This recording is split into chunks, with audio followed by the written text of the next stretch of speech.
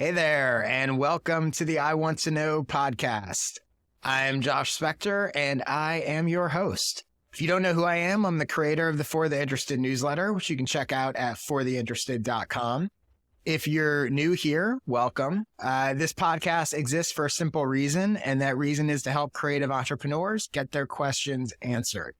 Here's how it works. In each episode, a different guest comes on, asks me 3 questions. Then we have a 10-minute conversation about each of them, and that's it. No fluff. Hopefully, lots of actionable tips and strategies they and you can use to grow your audience and business. Today, I'm really excited. My guest is Rochelle Grayer. Rochelle is an author and garden designer who helps homeowners design and create stylish and healthy landscapes and gardens through her online garden design courses, which are the Garden Design Lab and Planting Design Bootcamp, her book, Cultivating Garden Style, and the Pith and Vigor website and newsletter, and she's a television personality. You can also find her on Instagram at Pith and Vigor, PITHANDVIGOR, where she chats with fellow garden makers and shares design tips and garden inspiration. In a former life, she was a physicist / pilot / rocket scientist who traveled the world working on F-18 flight simulators and launching commercial satellites. I'm pretty sure she's the first rocket scientist we've had on the show. So with that, hey, Rochelle, welcome, and thanks for being here. Oh, thank you for having me. Yeah, I can say I had looked at your stuff and I knew you were a gardening expert. I had no idea you were also a pilot and rocket scientist and all that other stuff. So between your expertise with being a TV personality and rocket scientist, and the nice plants you have in your background, I feel you definitely have a head start on me and this episode. With all that said, let me see if I can hopefully overcome that and give you some good advice here. So let's get into it. What is the first thing you want to know? Well, so I have at the moment 3 main income streams. I've been a garden designer for 20 years almost, but for the last 5 years, I've been TV hosting, which is related to garden design, doing a lot of sponsored content, all within the garden design realm. So working with plant companies and whatnot, primarily, and some equipment companies. And then, of course, my garden design courses. Feeling like things are shifting, though. I'm not entirely sure how long the TV gig is going to last. I'm never sure how long that's going to last. I always feel like those are going to go away any second, but I think that's the nature of it. But also the course sales and the sponsored content, I just feel like those markets are shifting. And so in general, my question is, I feel like I need to pivot or be planning a pivot.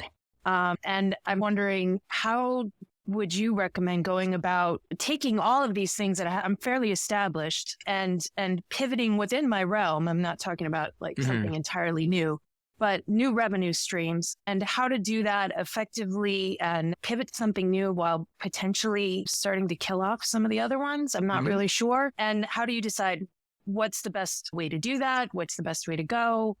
I feel like there's just a million options. Yeah. I've thought about many of them. Some sound great. Some I'm like, but still like, I have, need I know the feeling. Yeah. Cool. Well, so first of all, congratulations on working in a bunch of spaces that are completely being like turned upside down, like TV and courses and everything. Just in the past few years are like completely different landscapes. So I totally understand why you feel the ground shifting and are trying to figure stuff out. One just sort of side note I'll say is I've had multiple conversations with people who had big sort of course online education type businesses. And every single one of them told me they've seen big dips in course sales, especially compared to a few years ago, COVID, pandemic, everyone is at home, and they saw big increases, and now they've sort of seen those decreases. So I think there is something universally kind of at play. So you simultaneously have maybe a little bit decreasing interest in courses, and you also have everybody now seems to have a course. So there's more competition, there's more all of that. So I think that's not just about you and your niche. I think that's a sort of overall trend that lots of people are seeing. So I actually have, in sort of thinking about this, I have a few different exercises that I'm going to suggest you do and sort of think about that can help you get clarity on, do you want to switch? Which direction do you want to go? What do you want to do more of? What do you want to do less of? So I'll kind of take you through some of those. So the first thing I think it's really helpful and important to do is to sort of zoom out, right? And I find this a lot, not only for myself, but other people that are established. You've been doing it for a while, you've had success, and you get to a certain point. I think it's really helpful to sort of zoom out and go, well, if you were starting this business today, if none of this existed, if you didn't have the years that you don't have courses, you don't have an audience, you were starting from scratch, I think it's helpful to think about what would you build? Because a lot of times we get stuck on, I have this thing, I've done it this way, I have this audience that's followed me for this specific, and I'm not suggesting that you get out of gardening at all, but what I'm saying is thinking about, okay, if you were starting this from scratch, what might it look like? Because I think a lot of times we get so caught up in what we've been doing that we actually fail to sort of see that, well, it doesn't have to be that way. Like to your point, and you're already thinking that, but just that awareness of there's a difference between I'm going to pivot the thing I'm already doing, and if I were starting from scratch, this is what I would do. Sometimes it can be freeing to sort of go, have that other blank slate mindset. I think as a part of that, I always like to start with, are you being very clear and even probably writing it down? Like, what is the specific value you want to provide to what specific audience? Everything that you do, courses, TV hosting, whatever you wind up doing, coaching, whatever you wind up doing to monetize, it's all rooted in that, right? It's a specific value to the specific audience. The rest is just different tactics. So I think the other thing that happens with people that are established is we get bogged down in, how do I improve my course? How do I grow my audience? Do I need a new product? But I think we forget that it's like, am I clear? And do I still want to provide this specific value to this specific audience? Or do I want to tweak that because everything else comes down from that? So that's the first thing to think about. And it might be the same, but just as a reminder to yourself of, this is what I'm trying to do. You're not actually in the course business. You're in this specific value to this audience business. And a course is one of the tactics that you've chosen to use to deliver that value. And then when you do that, also looking at your own messaging, and is your messaging reflecting that specific value to a specific audience? Or have you lost your way a little bit? Things like bios, things like sales pages, all that kind of stuff. So then the next thing I think is a good exercise to do is, with that in mind, I'm going to provide this specific value to this specific audience. Just brainstorm and write down a list of all the possible ways you could provide that value to that audience. Not just what you've done before, but anything, even things that you don't necessarily think you'd want to do. But you're like, this would be a way to do that. This would be a way to do that, just as a way to sort of get all the possibilities out onto a piece of paper. The next exercise I'm going to tell you to do, and this is a very specific one. I've done this at least for the past couple of years. I usually do it towards the end of the year, but you could do it at any point. You could do it every 3 months, 6 months, year, whatever. But I always do it when I'm sort of at a bit of a crossroads and figuring out what I want. And I found it super, super helpful. And I think based on where you're at, I think you will find it helpful as well. What I would suggest you do is you write a list of everything you did last year that earned you money. Not just the overall buckets, like TV hosting, but like every individual thing. So if you had 3 different hosting gigs, that would be 3 different items on the list. If you have 2 different courses, that'd be 2 different items on the list. If you did, so like for me, I write down, not only I don't just write down like consulting work, I write down literally everybody I consulted with. I did one-off calls with this person. I did one-off call with this person. I did a 3-month strategy thing with this person, etc. So you write down every single thing that earned you $1. Basically. Then you're going to take that list and you are going to rank that list in order of what you most enjoyed to what you least enjoyed. And again, you're not bracketing, you're doing individual ones. If I did 5 individual coaching calls, I'm ranking the coaching call with this person was better than this one, which was better than this one, which was better than this one. And you're ranking like, okay, this coaching call was better than the money I made selling ads in my newsletter or whatever it is. You wind up with these 2 lists, gives you a very clear picture of what you've done in the last year, like where your sort of business is, where the money's coming from on an individual level, and what you enjoyed or didn't particularly enjoy. Gives you a very clear picture of where you're at right now. Then what you want to do is you want to compare the 2 lists and you want to see what is generally in the area of, I really enjoyed this and it made me good money. I really didn't enjoy this and it didn't make me much money. Or you'll have the stuff that's, I didn't enjoy it, but it made me good money, or I did enjoy it, but it didn't make me good money. The stuff that's you enjoyed and paid you good money is obviously something you'd want to continue to do and possibly try to grow. How could I get more of this work that I enjoy and that pays me well? The stuff that you didn't enjoy and that didn't pay you well is stuff that obviously you want to phase out. If you're going to thin the herd, I don't like doing this. It's not making me much money. Why am I even doing this? Where the stuff that is high on one list and low in the other is stuff that you want to consider potentially tweaking. So if you have something that's paying you a lot of money, but you don't really enjoy it, what would it take to turn that into something that you do enjoy? Could you repackage it in a certain way? So again, using myself as an example, I might have a high paying consulting client that I don't really like working with. So I would ask myself, what about it is it that I don't like? Maybe it's that I'm making this up, but right. Maybe it's that it's a weekly call. Well, could I work with that client without a weekly call? Could it be email communications? Could it be 2 calls a month? So you're like, how can I increase the enjoyment of the thing that's paying well, or vice versa? Here's the thing I really enjoy. It's not making much money. How could I increase the money I'm making from the thing that I enjoy? Right. So what you wind up with, hopefully, is a really clear picture of what you're doing and what you're getting out of it, both from an enjoyment and a financial level. You hopefully have found some stuff that you're like, I could easily get rid of this because I don't like it and it's not making me money. You can see the stuff that you're like, I want to amplify. Here's the thing that I really liked and really made me money. How could I double that? How could I get more of those kind of clients or that kind of course sales or whatever it is?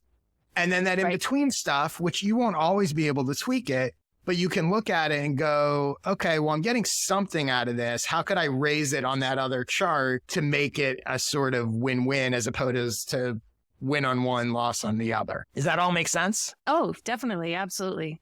I think part of my struggle sometimes, though, is that nothing is terrible. I absolutely love that you said that because it's the perfect, that's why you rank them in order. Because I'm the same way. I don't do any work that I hate, but you're not looking for work that you hate. You're looking for more of the stuff you like more than the thing you least like. And that's the part of this that also is tricky. So for me, right, I can go, let's say I'm comparing 3 individual, like one-off coaching calls I did. All 3 went well.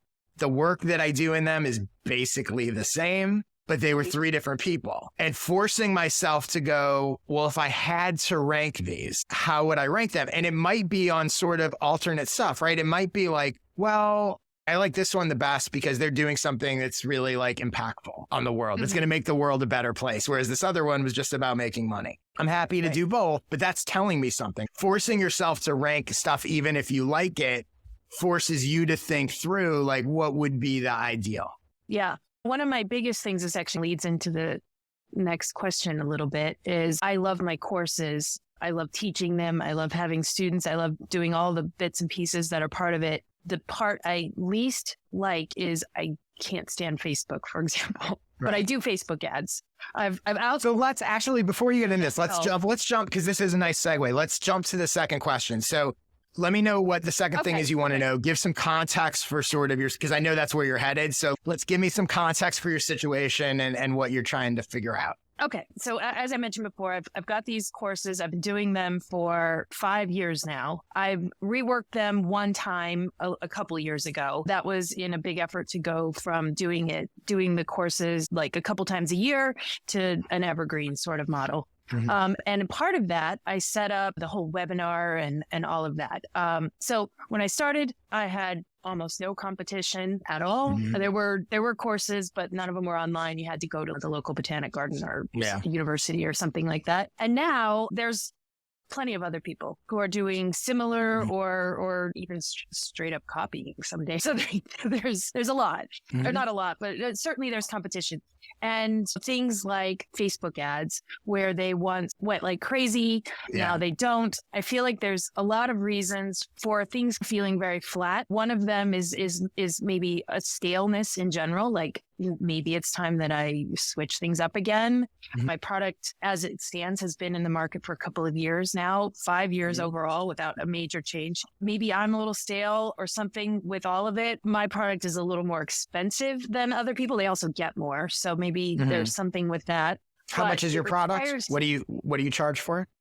It's $8.99 for kind of the full package, which isn't huge, but Yeah. the gardening world isn't a lot of people who Yeah. want to spend a lot of money. There are people Yeah. who like to buy seed packets for $2.99 and get a whole thing Right. out of Well, it. yes and no. So, There whatever. are people in every market that want to spend a lot of money, and there's people in every market that Right. don't want to spend a lot of money. But yes, I got to find with my courses. The thing is there are, I come from as a garden designer, the primary people who are hiring garden designers have a lot of money and are willing to Yeah. spend it. That is the Mhm. nature of that market. Whereas we're at the niche I've sort of put myself into are people who want that, recognize that, love that level of design, but maybe don't want to or can't afford to hire the designer. And so learn how to do Yeah. it yourself with my help as well. So that's kind of the niche I'm in. Anyway, I feel like at that price point, I've done a webinar that is the beginning of a sales funnel. I don't love the webinar. I find it incredibly not nimble. Every time I want to change a price, I have 2 days of re-recording like webinar clips and changing like 10 emails and all of that. So I'm wishing to be away from that. I guess where I'm coming to is getting a little unstuck because they've got like all these little pieces in my head of like, is it the Facebook ads or I just need to move because the Facebook ads drive me crazy? Or is it something else? They're not the only way that I reach customers. Do I need to just find new ways? Do I need to rework the product? Basically, I'm in this place of what exactly do I need to do to recapture my own excitement, but also my market and my customers. And I don't know. I feel like there's a little bit of magic at the moment. So I have a few things for you to sort of diagnose this. But the first thing I want to say is, and some of this is my own kind of personal preference, but it's interesting because I'm picking up on it a little bit from the way you're talking about it. So I, in general, am not a big fan of webinars. Yeah. You will rarely, if ever, hear me use the word funnel, sales funnel. Not that these things are not effective, but I think there is a internet marketing speak that I'm not a huge fan of that approach. And I think that's part of what's bugging you is you're like, I don't know, even if it's not sketchy. And again, these things can work. But I also think there's an audience out there that it's not like it used to be, right? There's an audience out there also that knows, if it's a webinar, she's going to try to sell me stuff and whatever. So even the terminology, even if you were going to do the same exact thing, like I would not call it a webinar, whether you call it a free course, a free whatever it is. So some of what you're feeling, which I can completely relate to, is I try not to do the sort of typical traditional marketing funnel stuff because I think not only do I think people pick up on it, but I think you as the creator, it can feel a little, I don't know. I just try to take a little more of like, I'm just trying to help people. And if I help people enough, they're going to want more and they're going to want to pay for more. So that's just sort of a side note. Let's start with. I agree with all of that. Yeah. That's why I brought it up because like I could tell the way you're talking about it. You're like, I don't really love that this is the way I'm approaching my business. Like even if it works. So let's start with a quick crash course in sort of like how sales happen. I think there are 3 different phases. They're related, but they're completely different.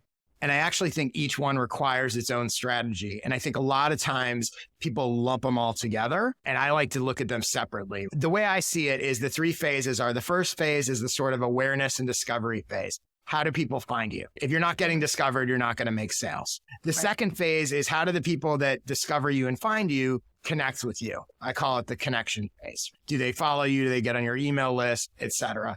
And the third phase is the monetization or conversion phase, right? It's those people who connected with you, getting them to actually buy. I think people tend to look at this collectively and they go, oh, this isn't working or how do I improve it? I think you want to analyze each one separately. So I would take a look and go from an awareness and discovery standpoint only. How are people finding me? How many people are finding me? Am I having a problem with getting discovered? And by the way, you may have problems with all three of these. You may have problems with one or two of them, but I think it's really helpful to go, what is my strategy to get people who don't know I exist to discover me? And how can I optimize that? And is that working? Then I would look at that second piece and go, okay, I'm getting roughly X amount of people a month to discover me. How many of them are actually connecting to me? Joining my email list, becoming followers. What is my strategy to take a person who happens to come across my blog post, my Pinterest post, my Instagram, whatever ways I have that they discover me, what's my strategy to convert them into connecting to me? And is that working? Is that not working? How can that be improved? Again, you're sort of looking at it in a vacuum. Then the third one is most people that are going to buy from you, especially with a higher ticket item, they're rarely going to buy just because they found you. They're rarely going to go from discovery to purchase. So really, I'm focused on how am I converting the people that are connected to me into buyers? What is my specific strategy to do that? Whereas I think a lot of people don't necessarily have one other than they follow me and once in a while I promote my stuff. But getting more specific about that and what does that conversion look like? Is that working well for me? How can I improve it? Am I having a problem there? Pulling those pieces apart and looking at them separately will help you identify. And again, you may have problems in all three and everything can always be improved, whatever, but it'll help you identify if your sales are slowing. Your question in some ways is going straight to maybe I need to refresh the product. Maybe it's too expensive. Maybe it's whatever. It's really important to keep in mind that if people aren't buying, it has nothing to do with the product because they haven't seen the product. Most likely your product is not outdated, but even if it was, it doesn't matter because that's not what's preventing them to buy. If they're not buying, it's either because they're not discovering you, they're not connecting to you, or they're not converting. It's not the product itself. It may be the packaging, the messaging of the product, your promotional efforts. You know, you're in the gardening space. Like it doesn't change that rapidly. Like the advice you gave 5 years ago is probably the same advice you would give now. So I would not feel like, oh, I need to redo it. And even if you did, even if you completely revamped the whole thing, the assumption that that is now going to boost sales, it's probably not because they're not buying. They don't know what the product is, right? Other than what you say about it.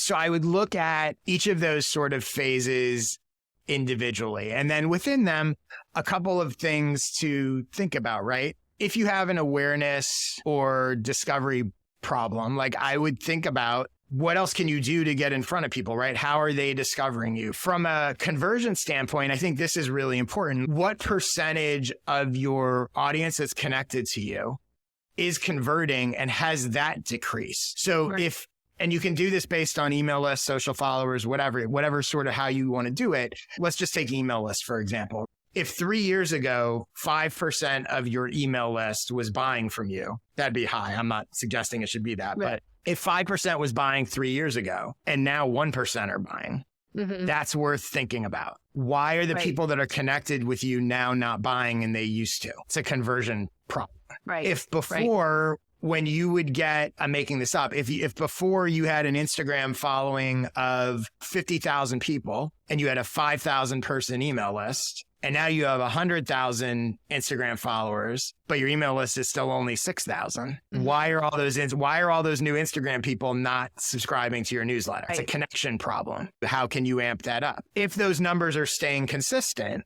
roughly, then that hasn't changed. And it's probably more of an awareness. You need more people in, right? It's not that you're not converting. It's just that you need more, you're not bringing in enough people. Your growth has slowed down. So I think looking at each piece separately can really help. The other thing unrelated to those three phases is I would consider, and you mentioned this, is it a competition problem? Are you being undercut price-wise? And in that case, what differentiates you? This is a big thing that I see with sales of anything, but courses as well. Even free things like signing up to a newsletter. People tend to focus on, this is why this thing is valuable. If you want to design your garden, I'm going to help you design your garden. This is really good. What they don't focus on is why they should choose you as opposed to other resources. You're not the only good garden course or garden newsletter or whatever it is. There's lots of good ones. So it's not just about making the argument that it's good.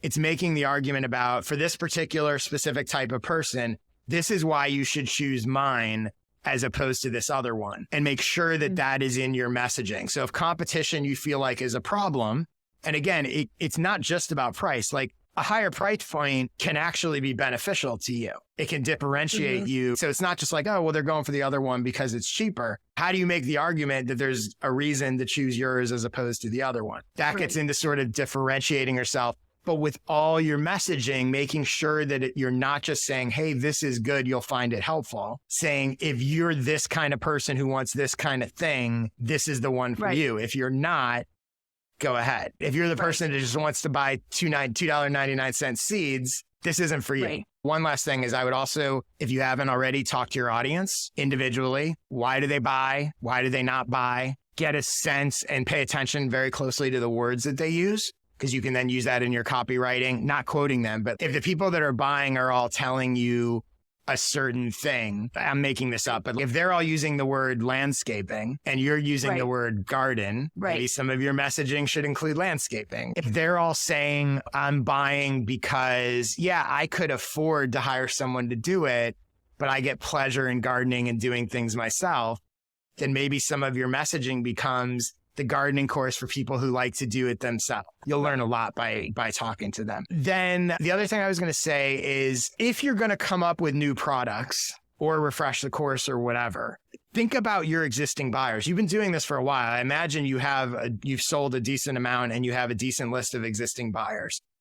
What could you create that makes someone who bought your course want to buy again? What's the next step? What's the problem they're trying to solve? The quickest path to more sales is selling to people who have already bought from you. If you're going to spend time creating something new, instead of going, I'm going to revamp this course and hope that it attracts new people, it's probably not going to attract the people who've already bought unless it's really completely different.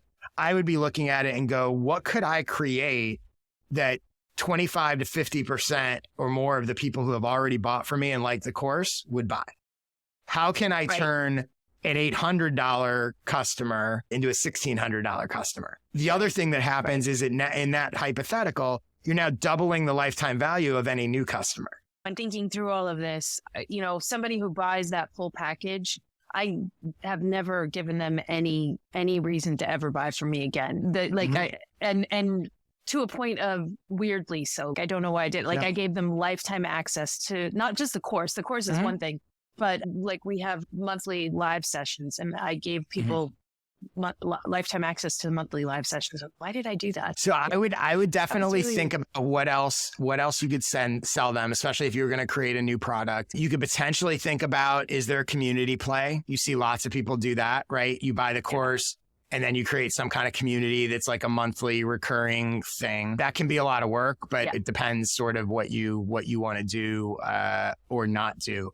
The other thing I would say is you'll see some people do this is there are some people that suggest that their goal, no matter how high priced the product is, their goal with that initial product is to break even. So if they sold an $800 course, their business model is I'll spend up to $800 to market it per sale because what they want is they want to acquire a customer and everything else is profit. So they actually, I'm not saying you go to this extreme, but it's an idea of what I'm talking about, right? Where they see the actual goal is to acquire a customer and the profit comes from the multiple things that person buys down the road. You, like you just said, have not come up with anything to sell them beyond the initial purchase, which means you have all these people who have spent, again, a good chunk of money with you and would likely buy other stuff. If you're going to create something else, that's what I would cater to, as opposed to something else where you're trying to go find new people. Think about what are the ways that you can increase the average lifetime value of a customer. Okay. Cool. Yeah. Let's get to your third question. What's the next thing you want to know? Yeah. We talked about the Facebook thing and wanting to move away from Facebook ads in general. Just, I find them to be very expensive. Yeah. The ROI is somewhere between 1.5 and 2, which means that, at best I've got like a 50% profitability with them. And every time I look at that and I think how much work I do to give such a huge chunk away, it drives me nuts. I should probably stop thinking about it. But I do have these big followings. Like I have a big newsletter. I have 22,000 people on my newsletter that built up over the years. I have Pinterest drives a ton of traffic to my website, and Instagram, I have about 115,000 followers there. Those are things that I have built over a very long time. And I know that I'm not using any of them to their fullest effect, primarily because I've been just doing Facebook ads. So that it feels like this just big disconnect. So I guess what I'm looking for is I've been this huge consumer of a lot of your advice and some of the people that you've recommended, like Justin Welsh, for example. And the thing I'm really drawn to is some of the systems of content systems specifically. The thing that I struggle with though is that my platform, I love Twitter, but it's like a completely first thing for me. It's not where I'm building my business. My clients really aren't there. They're on Pinterest. They're on Facebook. Yeah. I'm not on Facebook, but they're on Instagram as well. So I'd like to focus on Pinterest and Instagram. And I guess the question is, I feel like what I'm trying to do always is take some of your advice and other people's advice and sort of make this leap to these other platforms. Like how to do, your Pinterest or your Twitter advice or somebody else's LinkedIn advice over here, and some systems to do everything we've talked about, capture that audience, introduce myself to new people, convert them, bring them into my realm, all that kind of stuff. A couple things before, or a quick thing based on something you just said. So did you say you have a 22,000 person newsletter? I do. Okay. Have you considered monetizing that? I have. Do you have sponsors in it or anything like that? Okay. So that. No, I don't. Working? But I have people asking me if they can. And I occasionally, like once or twice, as part of a bigger sponsored content package, I've said, for some amount of money, I'll send a little blurb about you in the newsletter. But I have nothing, I would seriously consider that if I were you, especially in your space. I'm sure there are a lot of brands that would pay a lot of money to reach 22,000 people that are interested in garden design. There is an episode that I did with Justin Moore, who's a sponsorship expert, that's all about how to get sponsorships. So you should watch that. And people that are listening to this, it will have already been out. So we'll put a link in the show notes. I would strongly consider that. That's a really good asset that you have that you can crack in a way that doesn't involve a lot of time and effort on your end. I make about $90,000 a year from ads in my newsletter, and I do no sales outreach. There's another episode I did about how I built and launched my ads business. But again, if you're looking to increase revenue, that just seems like something that'd be relatively easy for you to do without a lot of additional work. Newsletter ads instead of Facebook ads can be really cost effective. So if you could find other gardening newsletters that you could run ads in to promote your newsletter, your course, your whatever, I would absolutely experiment with that. And you should look at Sparkloop. I don't know if you're familiar with that. Sparkloop they launched it a few months ago. It's really, really good. It's probably the biggest driver of new subscribers to my newsletter right now. It's called the Sparkloop Partner Program. And basically it allows you to do two things. One, as an advertiser, you can essentially set a dollar amount. So you go, I'll pay $2 for every subscriber I get. And other newsletters and other people can promote. It's almost like an affiliate program. So they can drive people to you, and you only pay when you get a subscriber, and you can set, it's got to be a subscriber that stays for 2 weeks or 3 weeks. You can set whatever parameters you want. Really, really good. And you're only paying when you get a subscriber. And so you can do that. And then the flip side is if you want, you can get paid to send subscribers to other newsletters. So, very cool. But so you should definitely look at the Sparkloop Partner Program. I am a huge fan of that. The other thing is they have a thing called Upscribe. And what Upscribe does is when someone subscribes to my newsletter, they get a little pop-up that says, hey, here's some other newsletters I think you might like that are similar. And with one click, they can subscribe to them. You can do it paid, but you can also do it free. Like I've just partnered with some similar newsletters. So anytime either of us gets a subscriber, we're one click driving to the others. It's like a cross promotion, but you don't have to do anything because it's just built in. So I strongly recommend checking out Sparkloop. I know that wasn't your question, but when you said newsletter, both of those things sort of popped up to me. So I'm going to have a very specific content plan that you could follow, and then a sort of general one that you can use to create your own content plan. But before I get to those, just really quickly, just wanted to throw some ideas out there. Some of these you may already be doing, but things to think about in terms of, because really you're talking about how do I get more traffic? How do I get more discovery? That kind of stuff. One is communities. There's a million gardening communities. I'm sure Facebook groups or whatever message boards, going where those people are and not just going in and saying, hey, buy my course, get my newsletter, but being an active participant.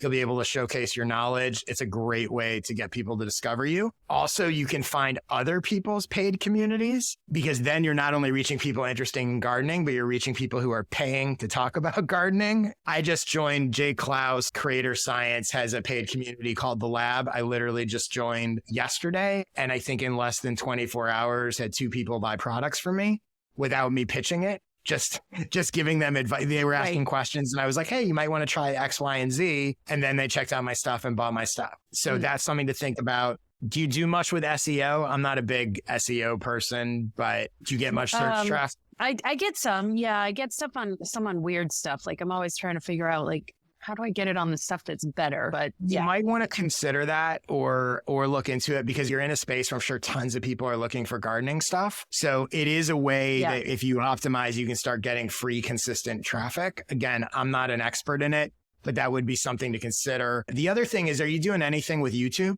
No. However, I just, as of this week, started working with somebody to help me do Google Ads. And the whole reason I reached out to her and found her was because I was thinking not so much Google Ads, but YouTube ads, which apparently are Google Ads. I didn't realize that that's how you do a YouTube ad is through Google. But yeah. So I would say ads, but I would also say a channel, especially with your experience in TV.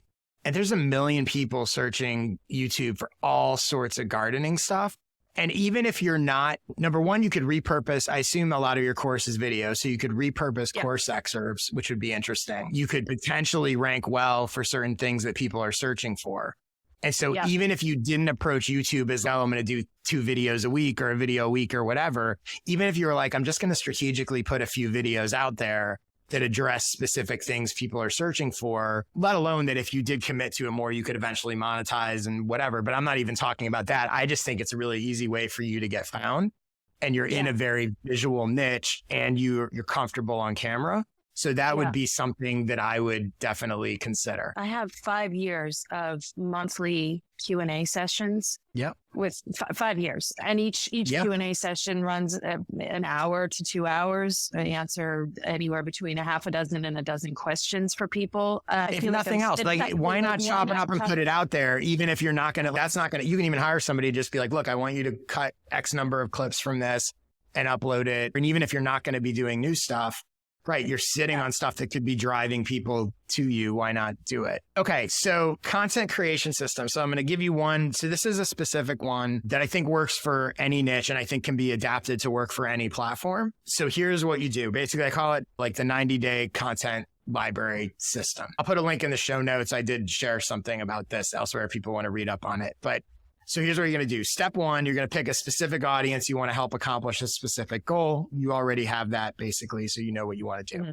Then you're going to write a list of 30 things they need to do to accomplish it. Very specific. It can be the kind of questions they have, but it doesn't even have to be in order. But if somebody came to me and said they want to design a garden, here's 30 things that they need to figure out in order to do that. For each thing on your list, you're going to create one piece of content that shows them how to do it. So let's say, I don't know anything about gardening, but let's say you need to plant a flower bed. So you're going to have one piece of content that's like, how can I tell them how to plant a flower bed? Then you're going to create one piece of content for each of those 30 things that explains why they need to do it. So here's how to plant a flower bed. I'm going to do a separate piece of content that this is why you need to plant a flower bed. Then you're going to create a third piece of content that is for each of those 30 things that shows how others have done it. So that piece of content might be, here's examples of amazing flower beds, or here's how this person made their flower bed or whatever. So for each of the 30 things, 1, how to do it, 1, why they need to do it, and 1, examples or case studies of how others have done. You now have 90 individual pieces of content based on 30 things that your audience needs to do to accomplish their goal. Then you're going to publish. And by the way, you don't have to create all 90 at first. You can create as you go, but you're just mapping out, what you're going to do. So then you're going to publish one of your 90 pieces of content a day for 90 days. Then you're going to repost or reshare all the content in your cycle, updating and expanding it as needed. So if you did nothing else, you're just cycling through the same, this is the idea of the content library, right? Instead of constantly creating new stuff, you're cycling through your 90 days of content. So every 3 months, you're just going through and you don't ever have to create another piece of content. The resharing and reposting of content, most people didn't see it the first time. Don't worry about that. Content can be long form. It can be short form. It could be video. It could be an image. It can be anything you want. It can work on any platform. As you go, you will start to see which content resonates best. And so you can adapt and go, that one where I explained how to plant a flower bed didn't quite work. So maybe the next time I cycle through to the how to plant a flower bed, I'll create a new version of how to plant a flower bed and try that. You're trying to get to a point where you have 90 pieces of content that work every time. From a systematic approach, it streamlines everything. You know exactly what you're creating. And you don't have to every day or every week go, well, what do I want to post this week? And it's all aligned with the right stuff. So that's one system that I think you could easily do on any platform. And then the other thing, if you want to sort of create your own system, which you certainly can, these are sort of the general steps that kind of inspire what I just said. So one is, again, you're always starting with what does your audience want or need to know? Then you're creating content that teaches that or shows them how to do it. Then you're analyzing the performance of that content. And then you're creating either new content inspired by that format or the topic of the winning content. Like you might find over time, people really love when I share stuff about flowers. I should do more stuff about flowers. Or they really don't care when I talk about water structures. I'm going to stop doing that. So you are sort of iterating as you go. Even if you don't do the 90-day system, regularly reposting and rescheduling winning content, you want to play the hits over and over again. And then the other thing I think is using non-algorithm distribution channels, your newsletter, your blog, to drive people to your social posts. You have 22,000 people on your newsletter. How often are you linking them directly to an Instagram post? Yeah, not usually. Usually I link them to a web. Something on the website. Right. Yeah. It's a way to basically cheat and hack the algorithm. So and don't embed it because you don't want them to just see it. You want them to go to it. So you want to say, oh, you've got to check out this example of an amazing flower bed. They click it. The algorithm, number one, you've just sent 22,000 people to it, as opposed to Instagram, who's showing it to a fraction of your audience. All those people who see it, who are your audience, are going to like it. They're going to comment on it. That's going to boost it in the algorithm and get it seen by more people. It's going to make your audience more likely to see it the next time. So I would actually, in every one of your newsletter issues, be sending to at least one social post. Yeah, good idea. Use that to drive people there. Does that help you get a little clarity on how you can approach it? Definitely. Yeah. I always have this question of, obviously there's a lot of content inside my courses, like 50 plus hours of video. And there is, I'm well aware, a value in the consolidation of it. But when you're doing something like this 30-day plan, it almost feels like I'm basically teaching the course in 30 tiny little snippets. Yep. In a big way, which is fine. I just always have to okay, do I really want to go that in depth, or is that good? Or it's a good thing. People are paying for, especially with social, because you got to remember that like most social followers aren't seeing your stuff. If they are, they're seeing one here or there, whatever. The concern that like, well, is this going to cost me sales? First of all, even if you had 30 clips from your course, that's not your whole course. There's a lot more stuff there anyway. So I would absolutely use that stuff. And I actually believe that the single best way to sell paid products is to show them the product, clips and excerpts and all that kind of stuff. It's the best advertising you can do for it. I would not worry about that at all. And the worst case scenario, right? The thing you're most afraid of is that someone buys it and goes, oh, but I already saw all this stuff. I want a refund. Okay. Here's your refund. It's just not going to happen. Do you know what I mean? It's going to drive you way more positive sales than I have never had anyone buy something and be like, I already saw you talk about all this stuff because they didn't. So I would absolutely use that stuff that you have. Cool. I just need to get myself organized to Yeah, there you go. use So, it. Rochelle, all my garden fanatics that are listening to the show, tell them where they can connect with you, where they can check out your stuff, where they can watch your Instagram to see all your course clips. Instagram is at Pith and Vigor, PITHANDVIGOR. There's actually a clip at the Learn More, or a little thing as to where that name came from in case people are interested, because everybody asks. The website is at the same name, or RochelleGreer.com. They all go to the same place. My courses are there, blog, lots of full content. And then also, if you're just looking for ideas, you can find me on Pinterest. There is a mountain of fairly well organized garden inspiration on Pinterest at Rochelle Greer. Pinterest, Rochelle Greer. And by the way, if anyone's listening to this and wants to reach 22,000 newsletter subscribers who are into gardening, please go contact her and throw money at her to sponsor her newsletter. You can get it cheap before she figures out how valuable it actually is. As far as my stuff, you can get my newsletter at fortheinterested.com/subscribe. You can see my video product, my skill sessions at joshspector.com/sessions. I'm on Twitter all the time at jspector. And if you would like to come on the show and ask me 3 questions, as long as you come up with questions as good as Rochelle's, I'd be happy to have you. Go to joshspector.com/questions to apply. Rochelle, thanks a lot. I'm glad you didn't make me talk about rocket science or any of that stuff. I hope everybody found this episode helpful, and I will see you next week.